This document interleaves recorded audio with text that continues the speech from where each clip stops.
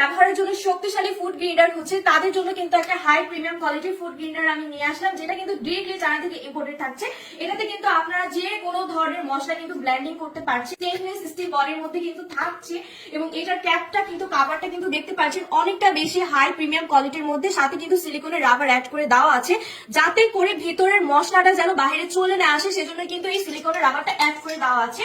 আর এটার ভিতরে আমরা দেখতে পাচ্ছি কিন্তু 8টা ব্লেড সিস্টেম দেওয়া আছে যাতে করে মশলাগুলো খুব সুন্দরভাবে মিহিভাবে গুঁড়া করা যায়।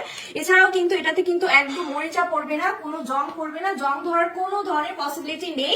আপনাদের জন্য কিন্তু আজকে আমি কয়েকটা মশলা নিয়ে আসছি, সবকিছু কিন্তু এই মশলাগুলো কিন্তু আমি ব্লেন্ডিং করে দেখাবো। এখানে কিন্তু ধনিয়া রাখা আছে এবং গরম মশলা দেখতে পাচ্ছেন, সাথে কিন্তু চাল আমরা নিয়ে আসি। কারণ শীতের দিনে পিঠা বানাতে চাচ্ছেন এবং শীতের দিনে কিন্তু আমরা পিঠা অনেকেই খেয়ে থাকি, সেজন্য কিন্তু আজকে আমি চালের গুঁড়াও করে দেখাবো এই ফুড গ্রেডারে।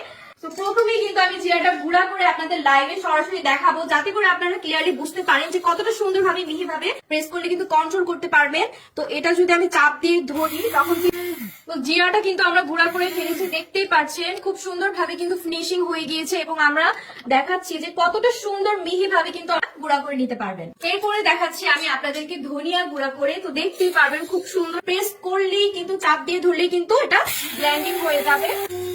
তো দেখতেই পাচ্ছেন আমাদের ধনিয়া গুঁড়াটা কিন্তু নিমিশেই কিন্তু গুঁড়া হয়ে গিয়েছে। আমি এখন ঢেলে নিচ্ছি, হয়ে গিয়েছে, দানা দানা তো থাকছেই না।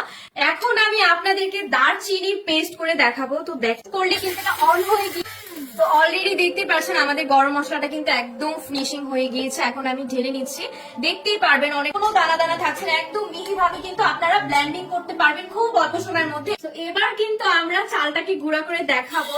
প্রেস করলে কিন্তু অন হয়ে যাচ্ছে, হয়ে যাবে। অলরেডি কিন্তু দেখতেই পাচ্ছেন চালের গুঁড়াটা কিন্তু হয়ে গিয়েছে, একদম অনেকটা সুন্দরভাবে কিন্তু মিহিভাবে গুঁড়া করে নিয়েছি, একদম কোনো দানা দানা থাকছে না। এখন আমি এটা ঢেলে নিচ্ছি। কিন্তু নিমিশে সব ধরনের মশলা কিন্তু আমরা এই ফুড গ্রেডারটা কিন্তু আমরা ব্লেন্ডিং করে নিয়েছি। আপনারাও কিন্তু এটাতে নিমিশে কিন্তু খুব অল্প সময় কিন্তু যে কোনো ধরনের শুকনা মশলা কিন্তু এটাতে আপনারা ব্লেন্ডিং করতে পারছেন। আর এটার সাথে কিন্তু রয়েছে প্রিমিয়াম একটি বক্স, যেটাতে কিন্তু আপনারা এই ফুড গ্রেডারটি পেয়ে যাচ্ছেন।